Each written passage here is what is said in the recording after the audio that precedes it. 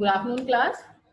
In our previous class, we have discussed about the electron gain enthalpy, and today we'll continue our class with electronegativity.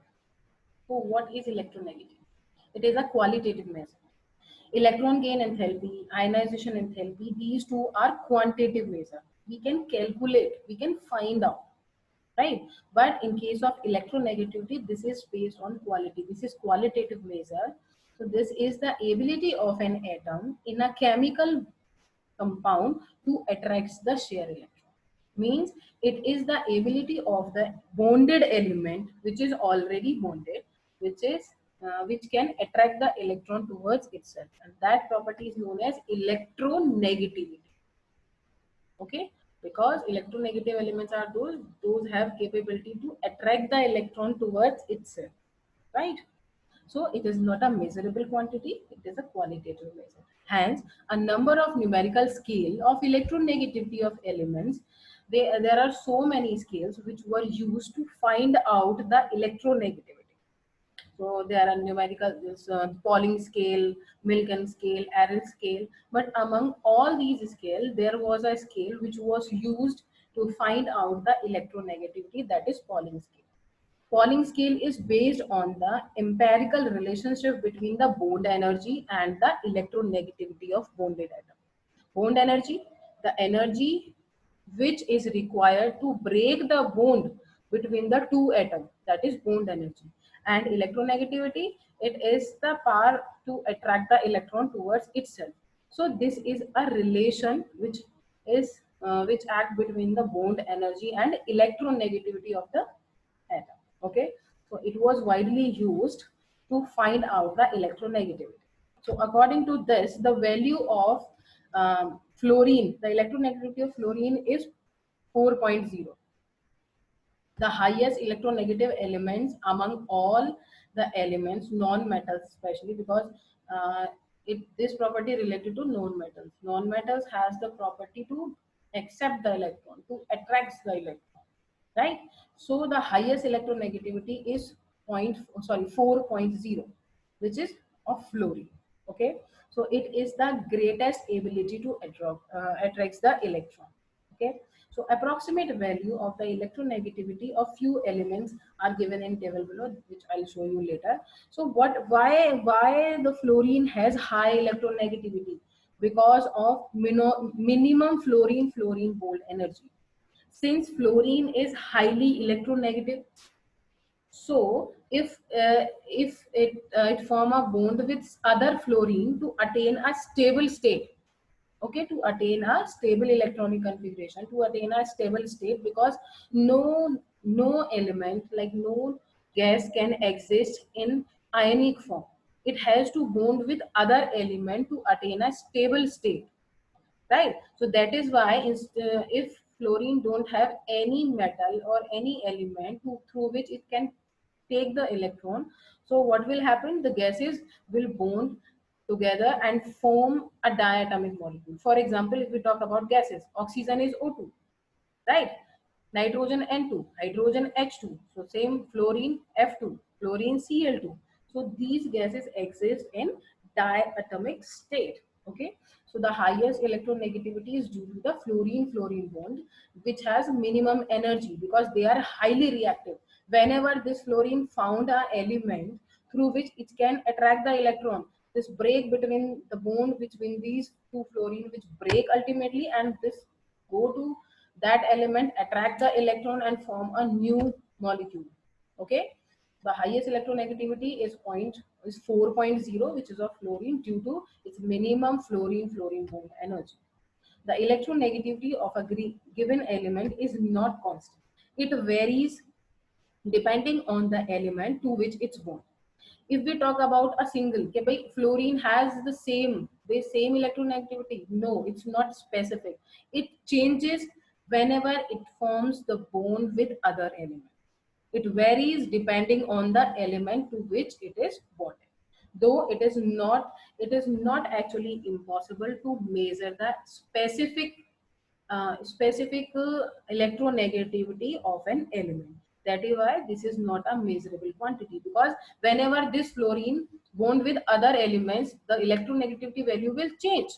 So how we can identify that this is the specific value which is related to the fluorine? This 4.0 is only for fluorine molecule, diatomic molecule. When fluorine bond, two fluorine atom bond together and form a diatomic compound, right?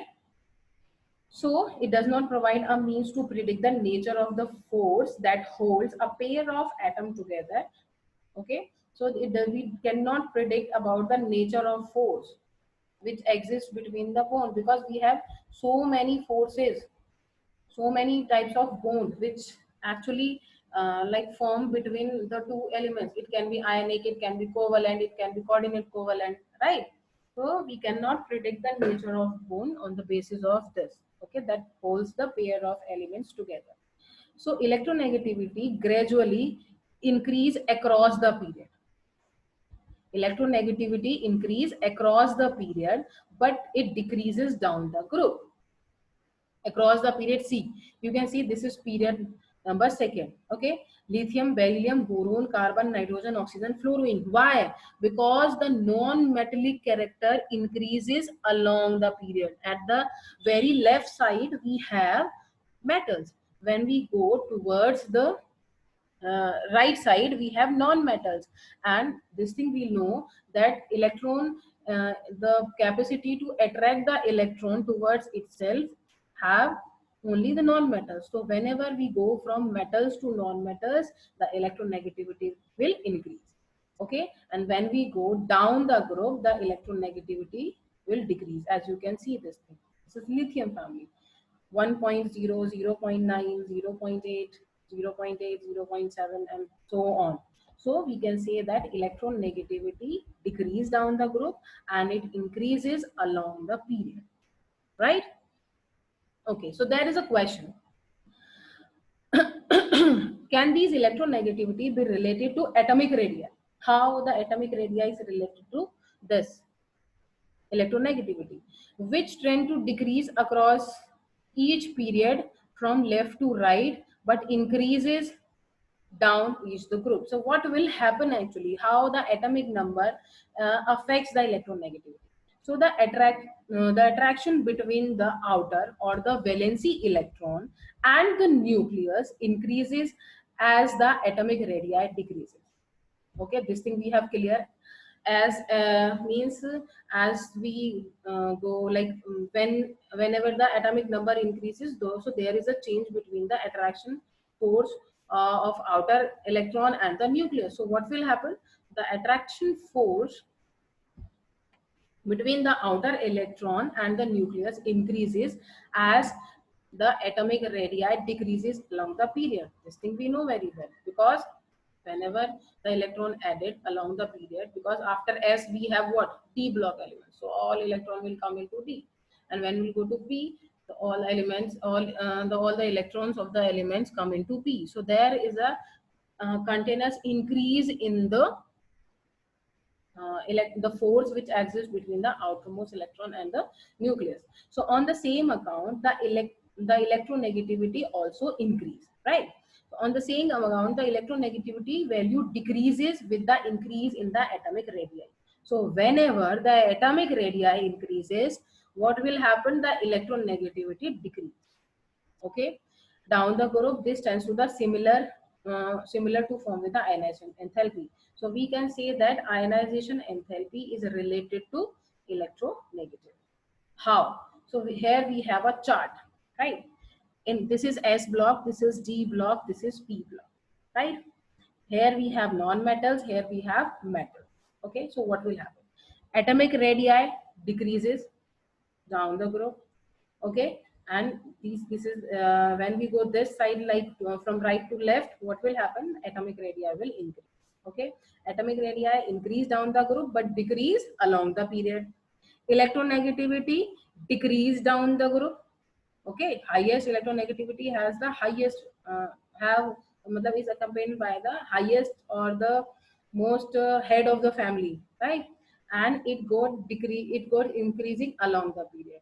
Ionization enthalpy increase along the period, and electron gale enthalpy as well. Okay, ionization enthalpy decrease down the group, and same with the electron gain enthalpy, it decreases down the group, right? So you metallic character, when we go from S to P along the period, when we go from S to D and P, the metallic character will, what will happen to the metallic character? It will decrease, it will increase, sorry, because the D has highest electron, highest metals, which shows properties like more reactive metals we have, more stable metals we have, not reactive, more stable. But when we go from P to this D, what will happen? The electronegative character will increase. मतलब यहाँ से जब हम जाएंगे left से right की तरफ, what will happen? We have D here metals, पूरा S में और D में we have metals, but after that we have metalloids, and then we have what? Non-metals, and then noble gases. So metallic property, when we go from left to right, it will, what will happen? It will decrease. And when we go from right to left, what will happen? It will increase. Okay, so you have to learn this thing, what will happen to the metallic property and ionization enthalpy. So you have to relate this thing with the electronic configuration. Okay, so after that we'll talk about the detailed description. What is there? The non-metallic elements have stronger tendency to gain electron. Non-metallics, we have, non-metals have electron tendency to gain electron. Therefore the electron negativity is directly related to the non-metallic property of the element. So electron negativity is directly related to the non-metallic property. Means it is actually depend on it. This property is related to non-metals only, because non-metals has the property, has the tendency to gain the electron. Okay. So electron negativity is inversely related to the metallic property. If something is directly related to non-metals, which means that that thing will inversely related to the metals. Okay, the increase of the electronegativity across a period is accompanied by an increase in non-metallic property. Whenever we goes across along the period from left to the right, what will happen? The non-metallic character will increase, therefore the electron negativity will also increase. Okay, similarly when we go down the group, what will happen is accompanied by the decrease in non-metallic property, because on the top what we have, right, on the top, the decrease in the electronegativity down the group accompanied by the decrease in non-metallic property or increase in metallic property. So whenever we talk about metals, right, whenever we talk about the metals, what will happen? The electronegativity decrease. When we talk about the non-metals, when we talk about non-metals, the electronegativity will increase. So this property is actually related to the non-metallic property. Whenever we feel like along the period is going, so electronegativity will increase, because we have non-metals there at the right side of the periodic table. And on the, when we go from right to left, what will happen? Go back to the period, the electronegativity decrease, because atomic property, metallic property will increase, which ultimately led to the decrease in electronegativity. So now we'll talk about the chemical properties, period trends in chemical properties. So there are so many properties which led to the chemical properties, will led to the change in the chemical properties of the element. So there are diagonal relationships, inert pair effect, effect of lanthanoid and actinoid contraction, right? These properties you will learn when we read the specific group or specific period, specific block. When we learn about the D block, then we came to know about the lanthanoid and actinoid contraction, inert pair, and so many things. So for now, we will discuss about the basic properties, chemical properties, which are periodicity of valency or oxidation state. So what is valency or oxidation state? So valency is the most characteristic property of the elements. Okay, so this represents what? The equal number of electron in the outermost orbital. What is valency? The equal number of electrons in the outermost orbital, or equal to 8 minus the number of electrons. If you want to find out the valency, then what will happen? If we talk about, for example, fluorine. Okay, so if you want to find out the valency electron, so you have to minus the 7 what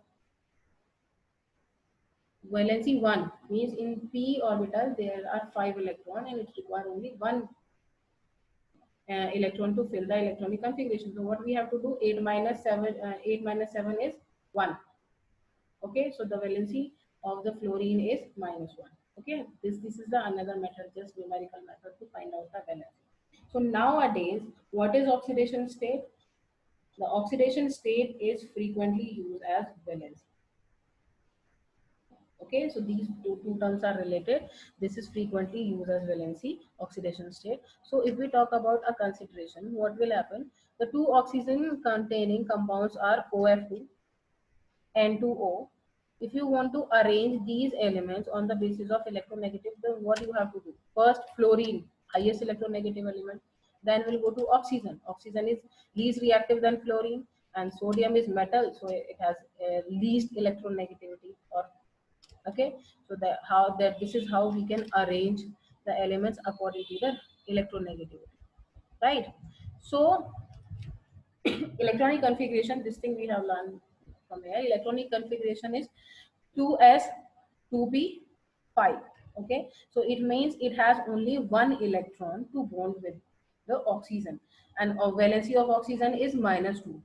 It requires 2 electrons. So what will happen if fluorine if fluorine require one electron to fill its complete octet, then what will happen? The two atoms of fluorine atom will combine with oxygen to form this molecule. At this time, we can see these two elements are non-metal. But since oxygen is least reactive than fluorine, what will happen? This will force the element to lose its electron, because highly reactive can force the least reactive to donate its electron. Rather, it is not the property of oxygen to donate electron. It is non-metal. It has the electron negativity is there. It has the tendency to attract the electron. But fluorine is highly reactive. It can force the oxygen to donate the electron. Then what will happen? So we can find out when the oxidation state of the fluorine will minus 2. So 2 fluorine will combine and form this oxygen fluoride, right?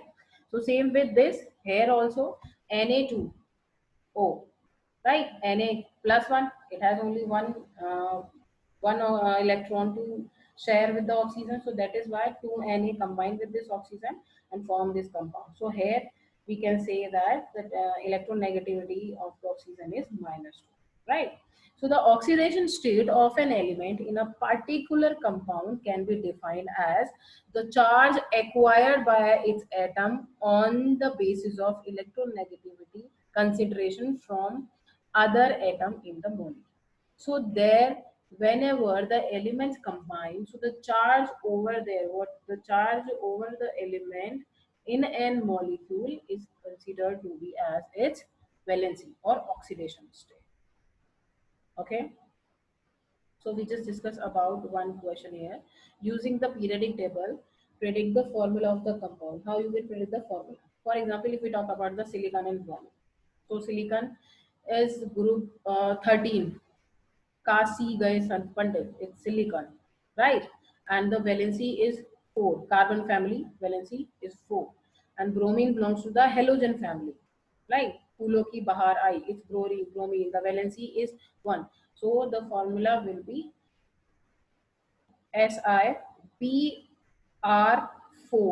not SiBr. It will be SiBr4 because bromine has 1, silicon wants 4 silicon donate 4 electrons to bromine. So the formula will be SiBr4. This is misspelled.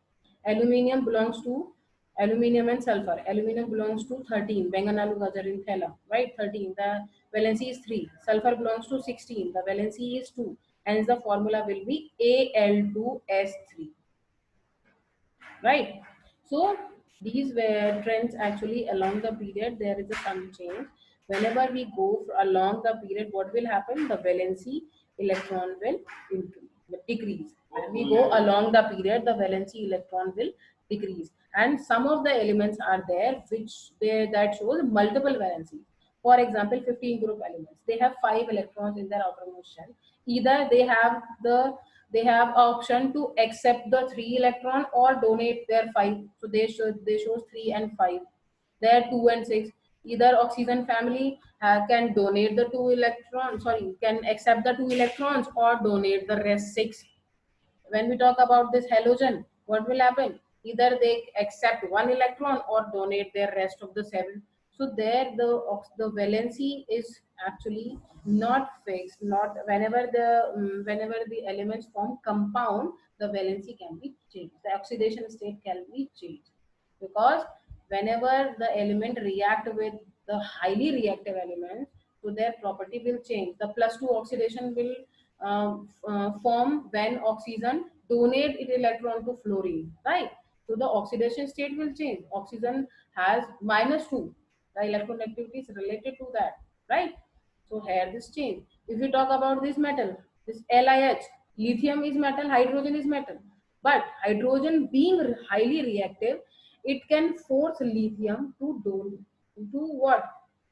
To donate its electron to hydrogen. What will happen? At this time, lithium will be positive charge and hydrogen will negative. For sodium also. This is high.